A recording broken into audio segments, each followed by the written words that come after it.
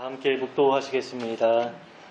하나님 감사합니다. 지난 한 주간도 하나님의 은혜 가운데 살았습니다. 광야 같은 세상이지만 불기둥과 구름기둥으로 우리를 보호하셨고 인도하여 주셨음을 고백합니다.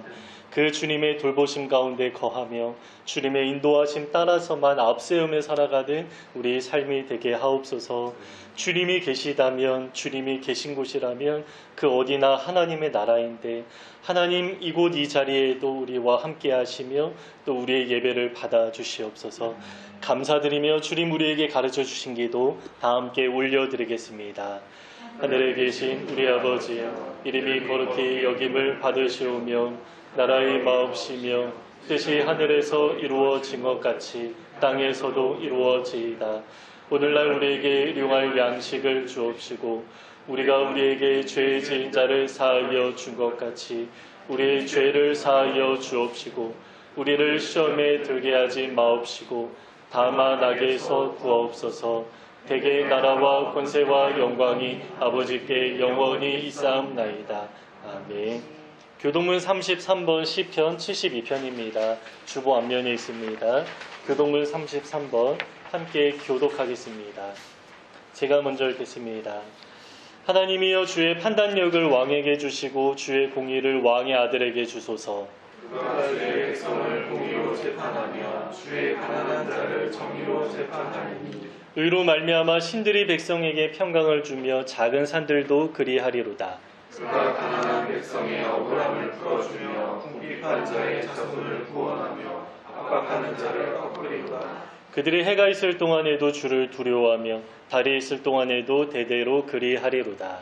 그는 뱀풀 위에 내리는 비같이 땅을 적시는 소낙비같이 내리리니 그의 날에 의인이 흥왕하여 평강의 풍성함이 달이 닿을 때까지 이르리로다. 그가 바다에서부터 바다까지와 강에서부터 땅끝까지 다스리니 모든 왕이 그의 앞에 굴복하며 모든 민족이 다 그를 섬기리로다. 아멘. 우리는 이렇게 믿습니다. 전능하사 천지를 만드신 하나님 아버지를 내가 믿사오며 그 외아들 우리 주 예수 그리스도를 믿사오니 이는 성령으로 잉태하사 동정녀 마리아에게 나시고 본디오 빌라도에게 고난을 받으사 십자가에 못 박혀 죽으시고 장사한 지 사흘 만에 죽은 자 가운데서 다시 살아나시며 하늘에 오르사 전능하신 하나님 우편에 앉아 계시다가 저리로서 산자와 죽은 자를 심판하러 오시리라. 성령을 믿사오며 거룩한 공예와 성도가 서로 교통하는 것과 죄를 사하여 주시는 것과 몸이 다시 사는 것과 영원히 사는 것을 믿사옵나이다. 아멘. 찬송가 569장 선한 목자 되신 우리 주 찬양하면서 드린 예물 봉헌하겠습니다.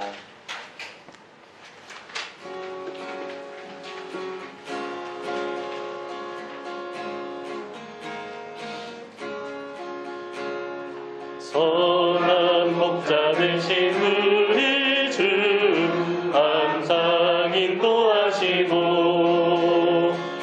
푸른 풀만 좋은 곳에서 우리 먹여주소서.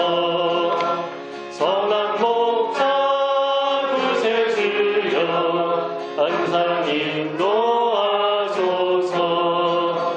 선한 목자 구세주여 항상 인도하소서.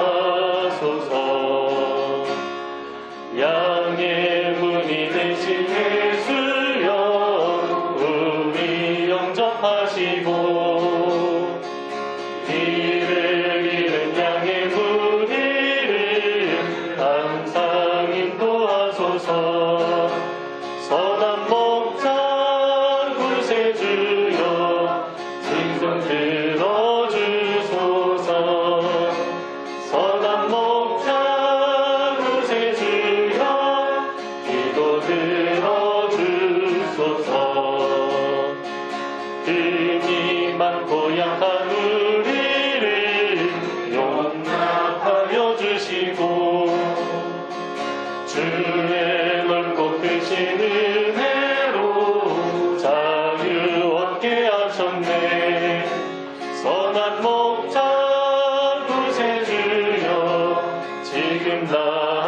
나아갑니다.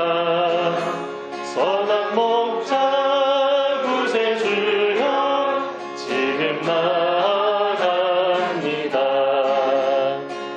일찍 주의 뜻을 따라서 살아가게 하시고 주의 크신 사랑 베푸사 따라가게 하소서.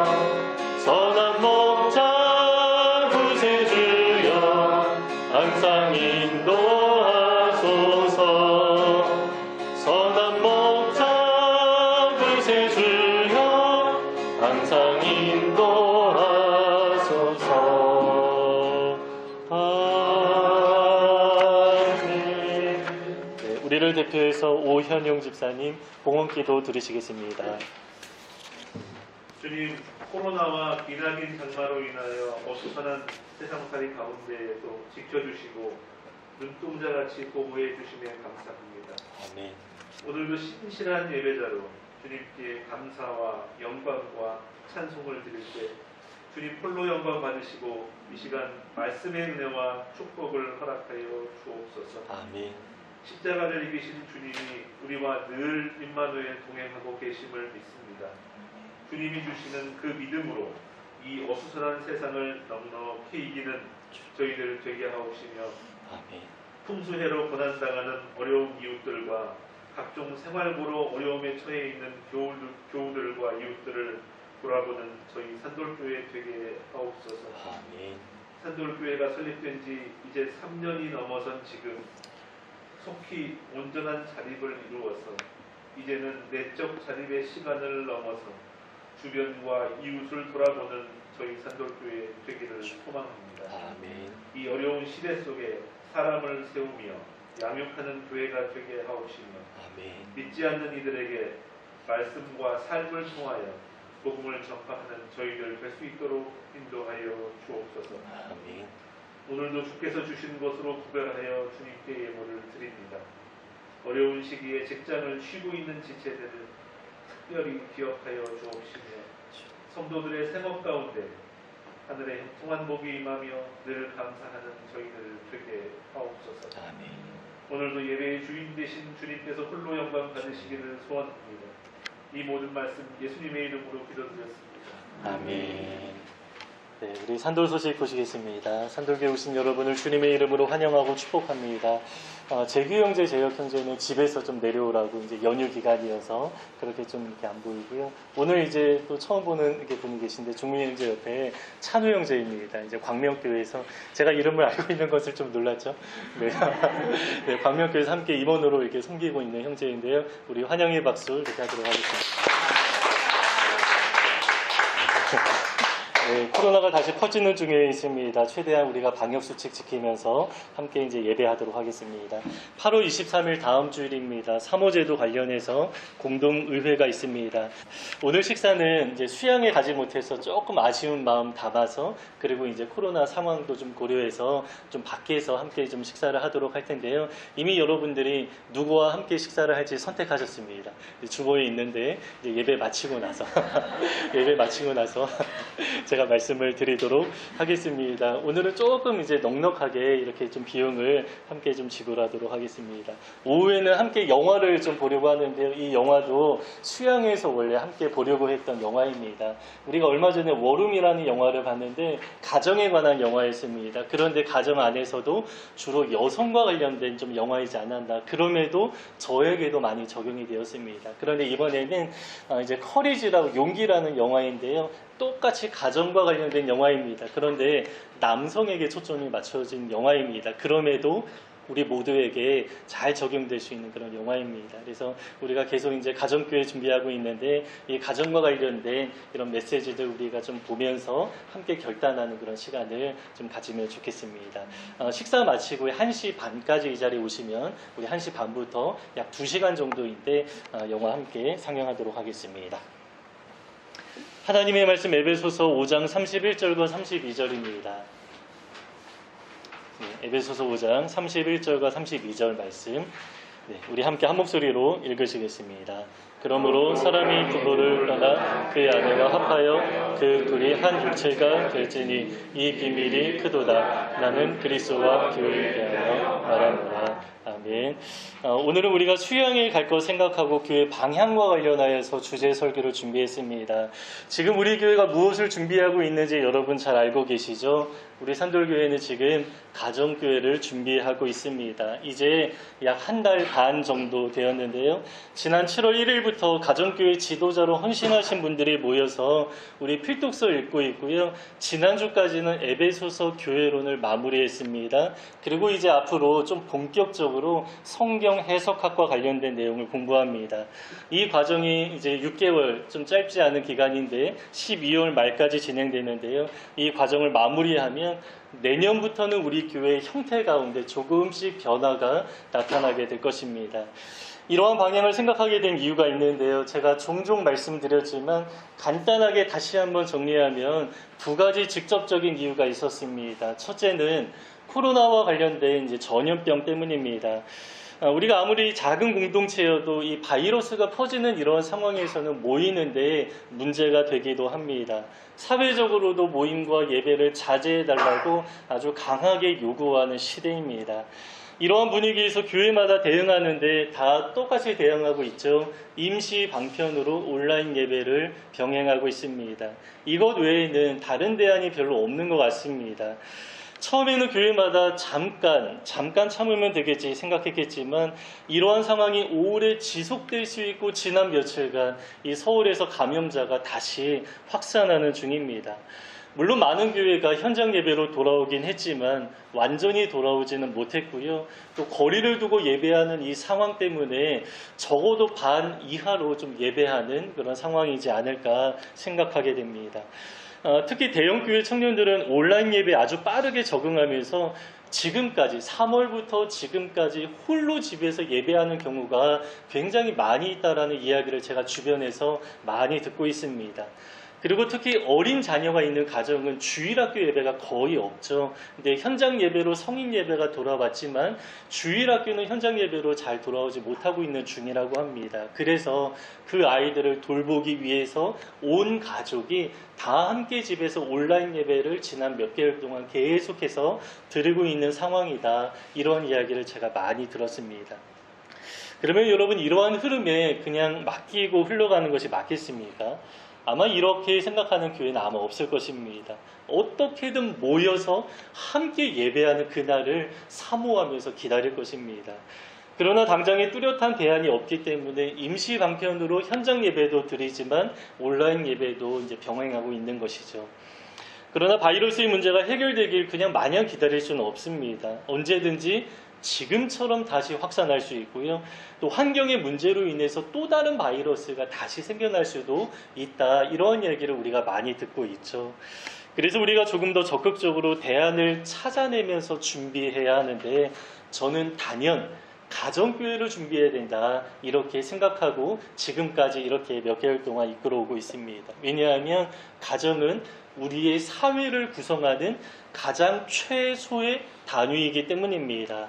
바이러스가 아무리 많이 퍼져도 각 가정의 단위는 해체할 수 없기 때문이죠. 그런데 이렇게 하려면 가장 중요한 것이 있는데요. 예배를 인도할 만한 지도자가 필요합니다. 그래서 우리 교회 안에 지도자만 잘 준비된다면 바이러스가 이 퍼지는 상황에서도 우리가 적절하고 유연하게 반응하고 대처할 수 있다라고 생각합니다. 우리가 평소에는 이렇게 전체가 모여 예배하지만 가정별로 때로 흩어져 예배할 수 있습니다. 어쩌면 흩어지는 기간이 길어질 수도 있겠지만 그럼에도 그 모든 상황에서 우리가 지켜낼 수 있는 가장 중요한 가치가 있습니다. 교회의 본질이 무엇입니까? 너무 자주 말씀을 드렸죠. 공동체입니다. 언택트가 아닙니다. 세상은 이제 언택트다. 콘택트로 다시 돌아올 수 없다라고 하지만 우리는 어떻게 해야 됩니까? 콘택트 공동체. 서로 대면하여 만나는 이 공동체만큼은 우리가 포기할 수 없습니다. 그래서 우리가 가정교회를 지금 준비하고 있는 것이죠. 두 번째 이유가 있는데요. 교회 핍박도 염두에 둬야 합니다. 이것은 지금 우리와 좀 상관없는 이야기라고 생각할 수 있겠지만 언제 어떻게 이러한 상황을 맞이할지 아무도 모릅니다. 제가 예전에 이 문제를 거론했을 때 예루살렘 대학의 유발 하라리의 이야기를 언급했죠. 그분의 이야기에 의하면 코로나 이후에 세상이 앞으로 정말 빠르게 변화할 텐데 감시와 통제의 사회로 넘어갈 가능성이 아주 많이 있다, 이렇게 이야기를 했습니다. 이러한 시대의 흐름뿐만 아니라 주님은 이미 예견하셨습니다. 세상이 예수님을 미워한 것처럼 예수님을 따르는 우리도 미워할 것이라고 했습니다. 예수님 따르는 자들에게는 반드시 고난과 핍박이 찾아오고요.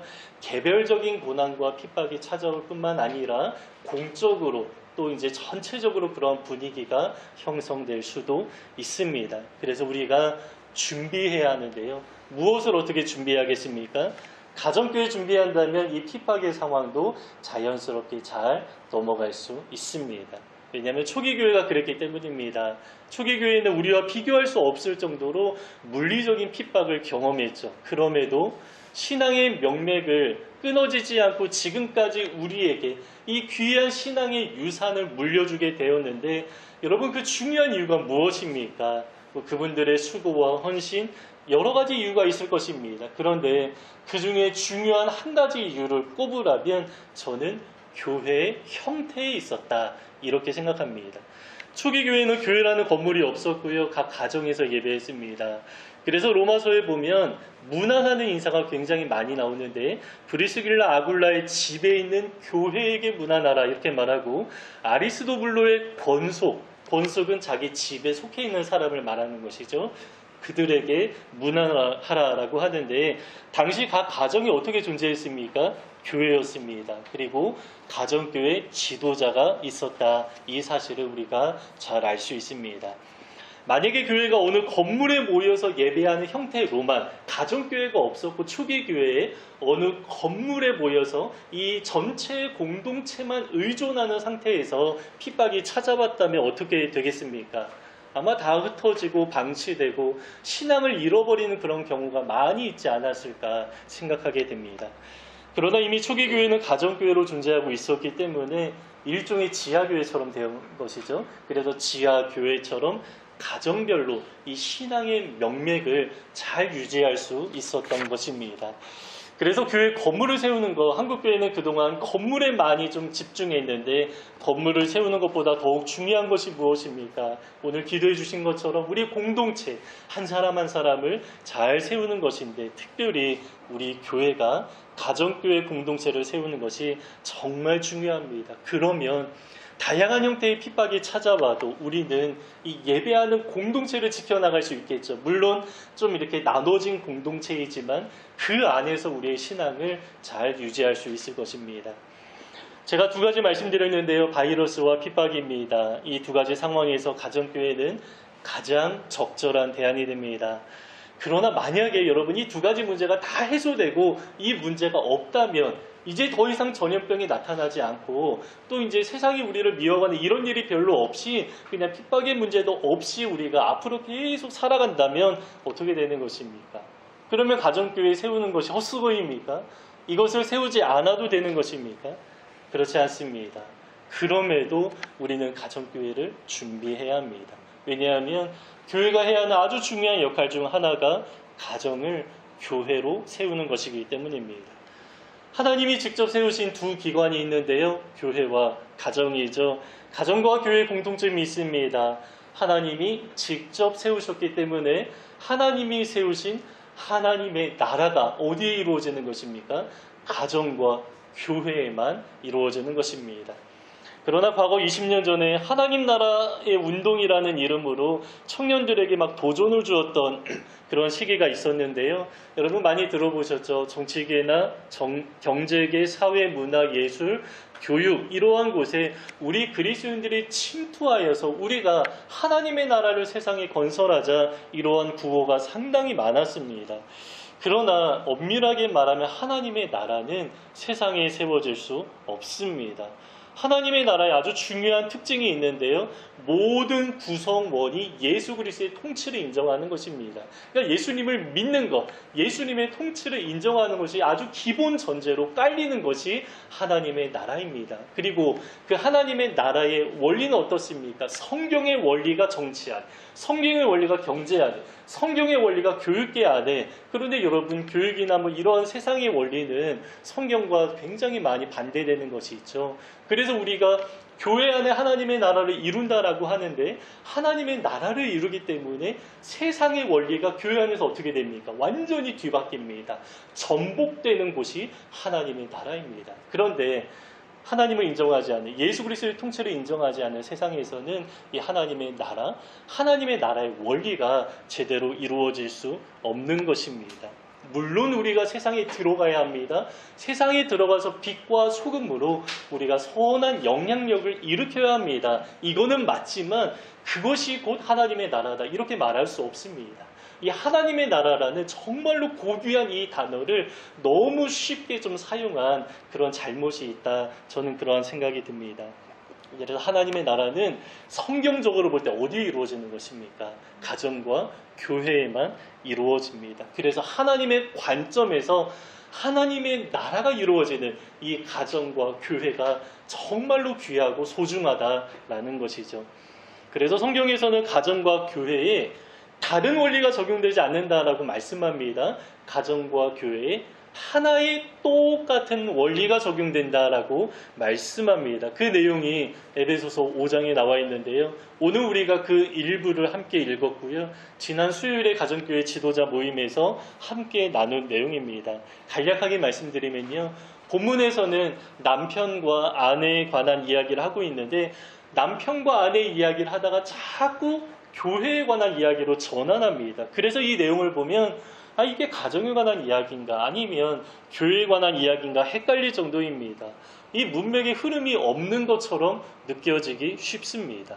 특히 본문이 그렇죠. 본문 31절을 보시면 가정에 관한 이야기를 하고 있습니다. 그렇죠? 그러나 32절을 보면 어떻습니까?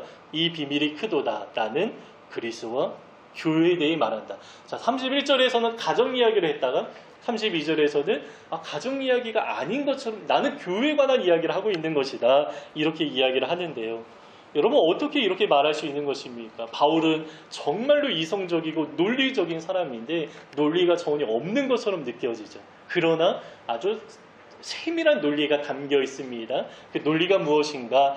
가정과 교회 안에 하나의 똑같은 원리가 적용된다라는 의도라는 것입니다. 교회는 하나님의 나라로서 거룩을 추구하는 기관입니다. 누구도 이제 이거에 대해서 뭐 다른 이야기를 하지 않습니다.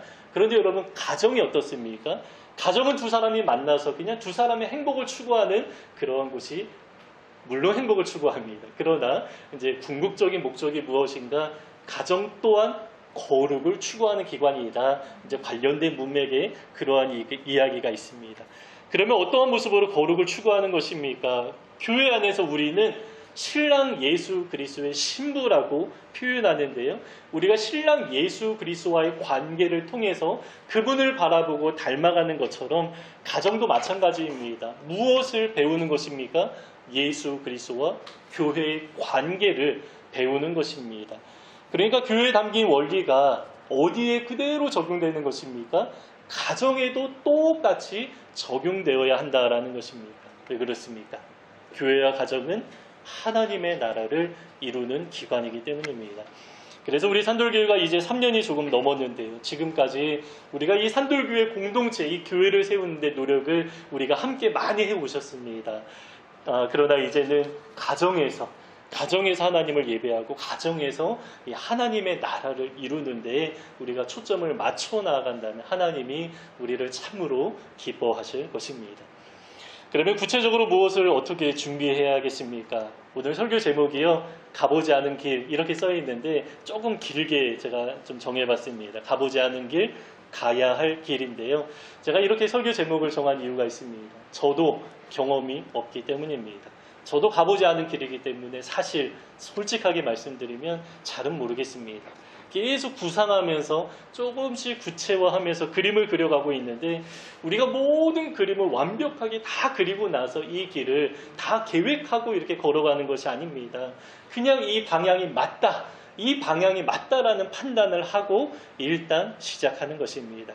그래서 개인적으로 가정교회와 관련해서 제가 뭐 이것저것 책도 보고요, 여러 자료도 찾아보고 있는데, 제가 생각하는 방향에 맞는 교회 모습이 물론 어딘가에 있겠지만 아직까지는 제가 찾아보지 못했습니다. 그 이유가 있는데요, 여러 교회에서 가정교회 이룬다 이런 이야기 많이 하죠. 저도 이제 그러한 어떤 키워드를 가지고 찾아봤는데, 그 모습을 제가 들여다보면 우리가 원하는 방향하고 조금 다릅니다. 상당히 제한적이었습니다. 어느 교회에서 가정교회를 세운다고 해도 이 주일에 전체가 모여서 드리는 이 공예배, 이것만큼 현장 예배는 고수하고요, 그냥 가정교회는 구역 예배처럼 생각하는 것입니다. 그래서 주중에 예배하는 방식으로 운영하는데요, 이렇게 하는 이유가 있습니다. 교단법 때문에 그렇죠. 일반적으로 대부분 교단에서는 평신도에게 공예배를 인도하는 것이 허용되지 않습니다. 물론 사역자가 아닌 분들이 주일학교 예배를 섬기고 설교하는 경우가 간혹 있는데요, 이제 교단법 안에서 주일학교는 이제 공예배라고 그렇게 말하지 않습니다. 그래서 주일학교 아이들은 예배자라고 말하지 않습니다. 그래서 학교라고 말하는 것이죠. 예배자로 훈련하는 일정 기간이다, 이렇게 이해하고 정식 예배가 아니라 예배자로 훈련하는 과정이다라고 말하는 것입니다. 그래서 이제 뭐 주일학교 선생님이 설교하기라고 이런 것들이 이제 허용되는 것이죠. 그러나 성인이 드리는 공예배는 설교의 권한을 어떻게 합니까? 뭐 강도사나 목사, 그리고 때로 전도사에게까지 허용하기도 합니다. 그러나 여러분, 이러한 형태로 우리가 이제 그러한 형태를 받아들인다면, 제가 이제 서두에서 말씀드린 바이러스나 핍박, 이러한 상황에는 전혀 대응할 수 없습니다. 제가 이해하는 가정교회는 조금 더 과감한 형태로 나아가는 것인데요, 주일에도 우리 모든 성도 중에 지도자로 훈련되신 그러한 분들이 예배를 인도하는 것까지 생각하는 것이 이제 우리가 나아가는 그 방향인 것입니다. 근데 여러분, 이렇게 하면 조금 불안하게 느껴질 수도 있겠죠. 그러나 이렇게 할 수 있는 성경적인 근거가 있습니다. 신약이 있을 것 같다 생각이 드는데, 아주 놀랍게도 민수기에 그러한 근거가 아주 풍성하게 담겨 있는 것을 발견하게 됩니다.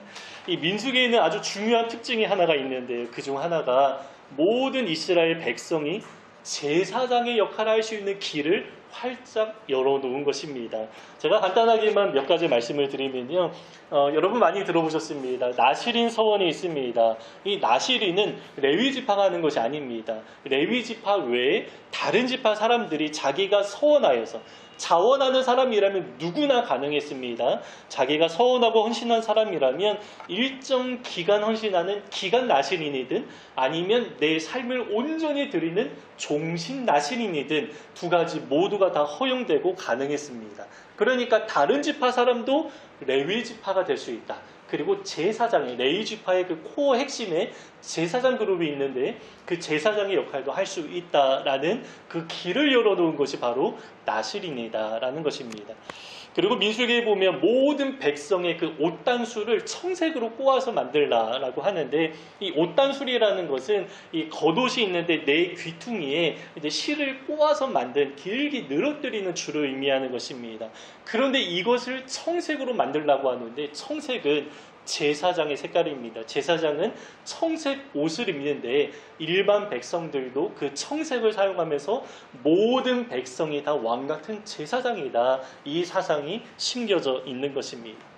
그리고 민수기 읽으시다 보면 여러분 이런 표현 아마 많이 들어보셨을 텐데요, 붉은 암송아지의 죄라는 것이 있습니다. 이것은 붉은 암송아지를 통째로 태워서 재를 만든 다음에 그 잿물을 뿌리면서 정결하게 하는 제사 의식을 아주 간소하게 만드는 것입니다.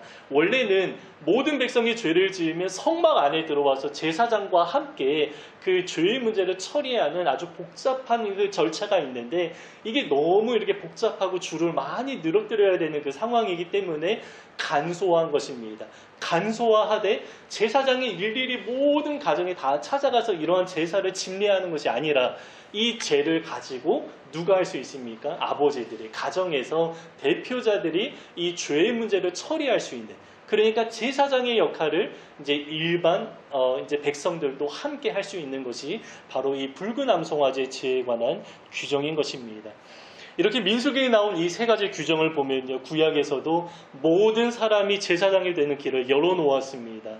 그러나 조건이 있습니다. 서원하고 헌신한 사람에게 어떤 일정한 절차를 통해서 허용되었던 것입니다. 그리고 우리 산돌교회에도 지도자로 헌신한 분들이 계신데요, 이분들 또한 제사장으로서 가정예배를 인도하는 역할을 감당할 수 있습니다.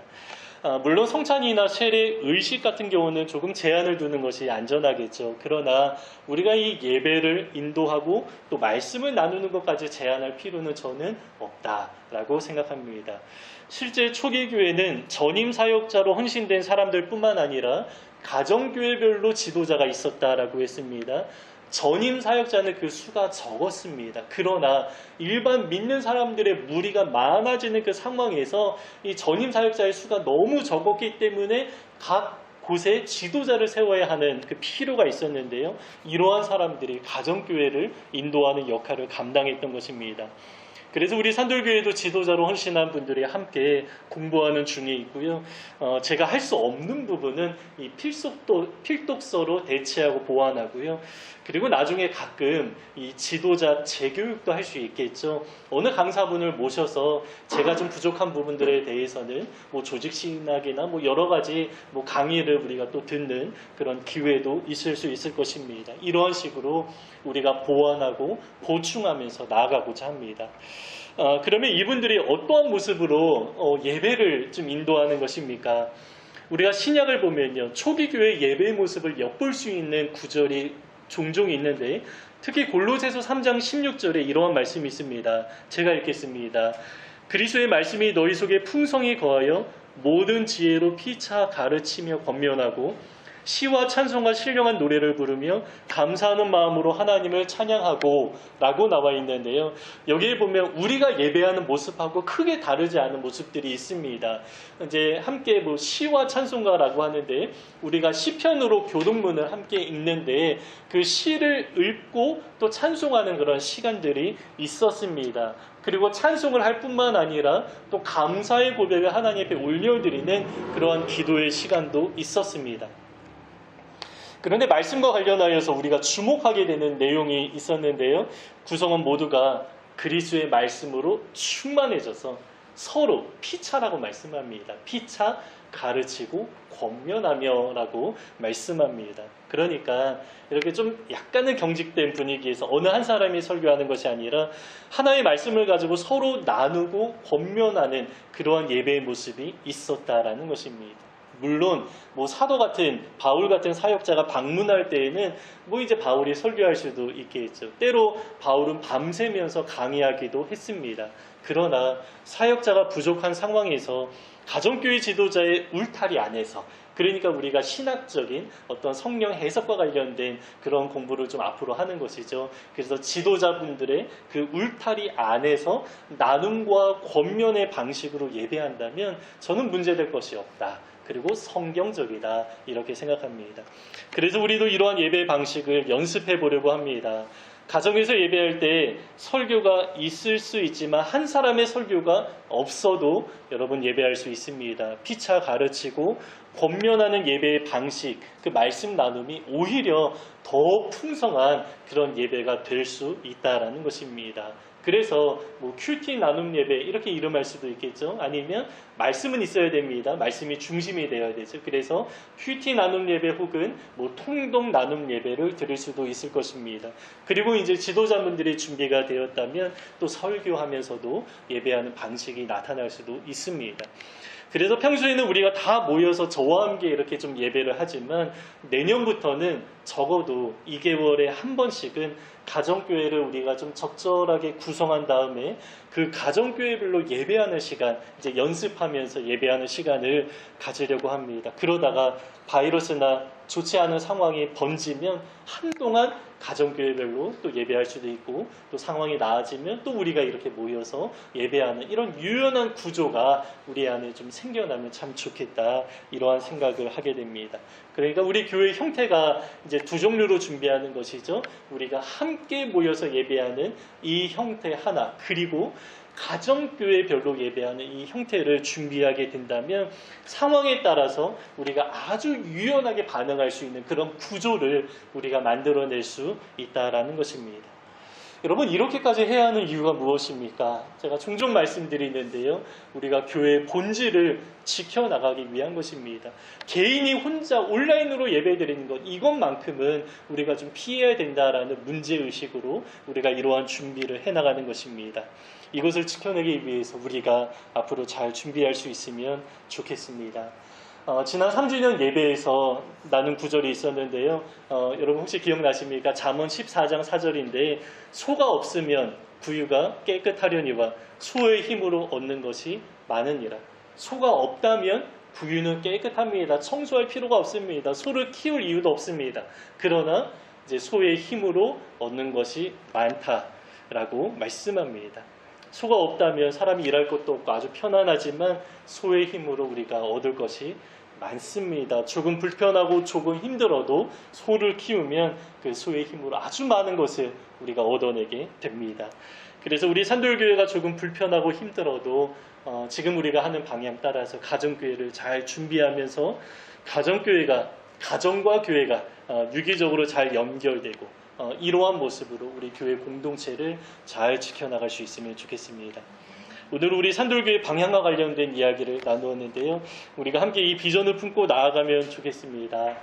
저는 우리 교회가 작은 교회로서 한국 교회에 잘 알려지고 좋은 모델이 되거나 이러한 거창한 꿈을 갖고 있지는 않습니다. 그러나 하나의 좋은 사례가 되면 좋겠다, 이러한 마음은 듭니다.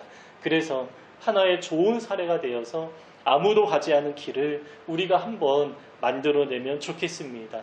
여러분, 길을 닦는 것은 어렵습니다. 그러나 한번 길을 닦아 놓으면 우리도 쉽게 오갈 수 있을 뿐만 아니라 많은 사람들이 편안하게 오갈 수 있게 됩니다. 우리 산돌교회가 이 과정을 잘 감당하기 원합니다. 그렇게 하려면 우리 모두가 한 마음으로 기도하면서 함께 수고하고 땀 흘리는 과정이 지금 우리가 겪고 있고 앞으로도 필요할 것입니다. 우리 교회가 이 수고를 함께 잘 감당하기 원하고요. 그래서 하나님 앞에 잘 쓰임받는 우리 귀한 산돌교회가 되시기를 주님의 이름으로 축복합니다. 오늘 본문 다시 한번 읽고 설교 마치겠습니다. 에베소서 5장 31절에서 32절 함께 읽겠습니다. 그러므로 사람이 부모를 떠나 그의 아내와 합하여 그 둘이 한 육체가 될지니 이 비밀이 크도다. 나는 그리스도와 교회에 대하여 말하노라. 아멘. 우리 이곳에 임하신 하나님의 나라 함께 찬양하면서 교회와 가정 가운데 하나님의 나라를 세우소서, 또 우리의 가정을 생각하면서 또 우리 산돌교회 생각하면서 우리 함께 찬양하도록 하겠습니다.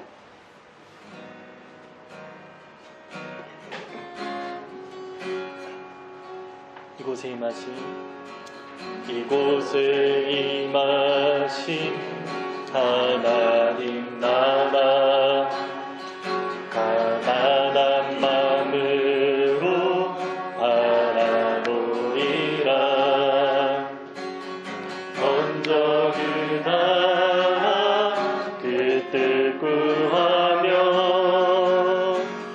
나의 삶 드리리. 주님이 맡기신 하나님 나라, 믿음의 눈으로 바라보리라. 하늘의 뜻이 이 땅 가운데 완성될 그날까지 믿음나여 그 위에 서리라. 하나님의 나라는 무너지지 않으리. 믿음나여 그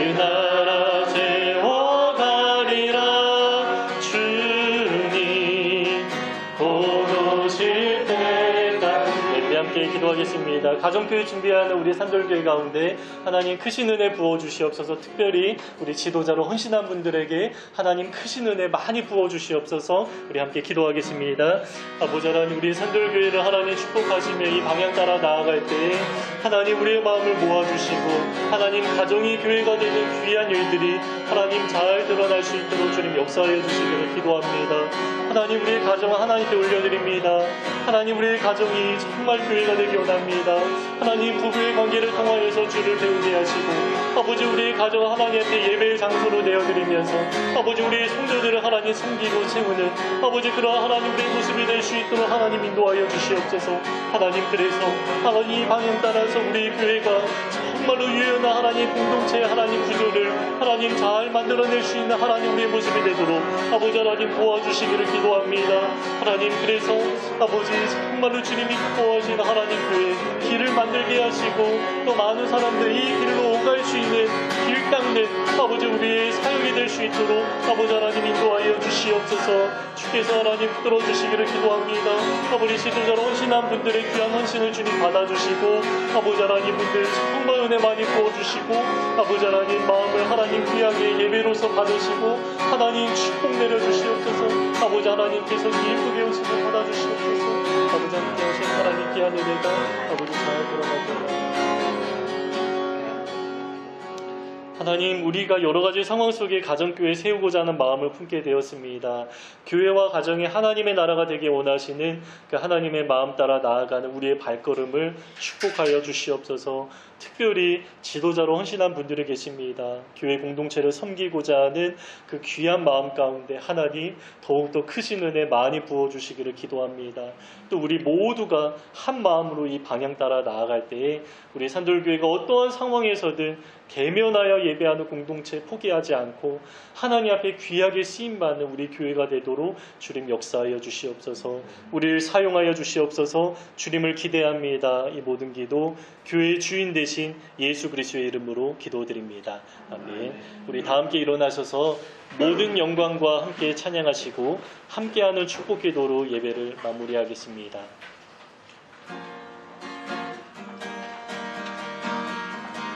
모든 영광과 존귀와 능력 받으소서.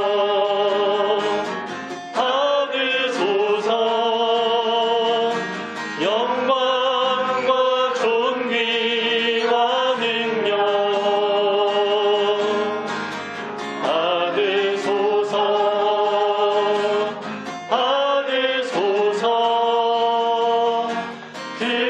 그리스도 살아계신 하나님.